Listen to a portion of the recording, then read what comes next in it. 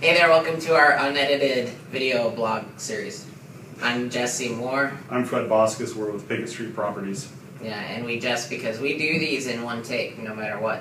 Unless, I just came back from Phoenix, and it was 100+ degrees, and in Seattle it's 55 degrees right now. So you're in a little bit of shock? I'm in shock, and I'm tired, and I can't even claim jet lag because it's the same time zone, but it feels like it. So, I want to talk today about dealing with counters from the bank. So, essentially, the process is we list a home, a short sale, we get an offer, we submit all the paperwork to the bank, and then several weeks to several months later, depending on the bank, we get a counter from the bank. And so we want to talk about how to deal with that, how we deal with that. Right. And how that differs from a lot of other short sale negotiators. So I personally have made an offer on a short sale. This is for a new house for me and my family, and it's a pretty easy short sale. And I have to say it's a little challenging for me having to make an offer on a short sale where I'm not the one doing the negotiating. Little release of control. Yeah, and so it's taking a little bit longer than it should, quite honestly, because we're not doing it, right?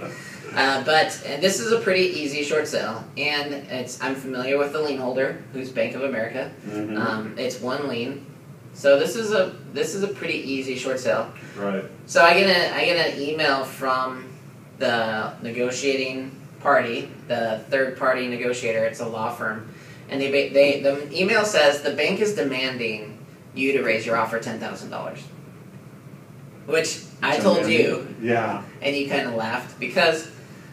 They're asking. Right. It's not a take it or leave it situation. I mean, we deal with these types of situations all the time. And we just had a situation where a lender received information on the value of the home that was, well, not quite accurate in our opinion. So they were sticking to a high number, and we were able to provide documentation that, the value really isn't what you think it is. And they were willing to come down and meet with us, and we're able to have agreement on that. Yeah, so that's the funny is that this is a firm, a law firm that's being paid outside of the commission. They're being paid to negotiate the short sale. Mm-hmm. Well, it's not negotiating if you just courier information from one party to the next. It's not negotiating if you say, hey, you have to do this because this party said you have to do it. That's not negotiating. That's currying information back and forth. And so my response was, actually, it's not a demand, it's a request. Mm-hmm. And here's my request back to them. Here's my counteroffer to what they've demanded. And so that's one thing, as you guys, as if you're thinking about listing your house as a short sale, and you're interviewing listing agents, ask them, situationally, hypothetically, the bank counters, what do you do? Because if you're only a messenger, then you can probably find someone more effective than that person. Right. And I think one of the reasons that we don't accept things like that is because we're listing your home, we've developed a relationship with you, and we honestly care about what's best for you, and so we'll fight for you. I mean, I had a situation with a bank yesterday where I got off the phone and I was absolutely livid, and I was just genuinely frustrated for our seller who's been given a runaround. And so it's like, I'm not going to just accept what they're saying. I'm going to work for what's best for my client. Well, and more importantly, in a situation like this, the buyer has been committed to this process for 6 to 8 weeks. Right. We've done our job. We know what the house is worth, and that's why we have a buyer that trusts our value, right?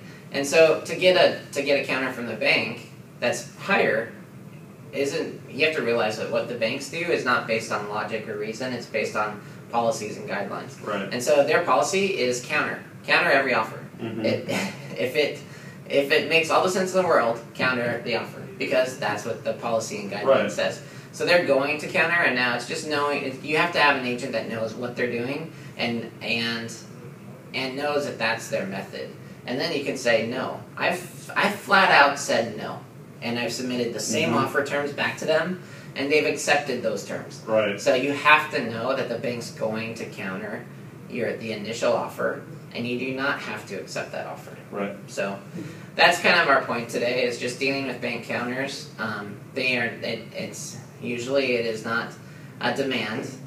Usually it is an attempt to them to mitigate loss, which Right. is their job. And so it's important, as you choose a real estate agent, that you choose someone who's going to actually negotiate Right. and not just courier information back and forth. Thanks, guys. Thank you.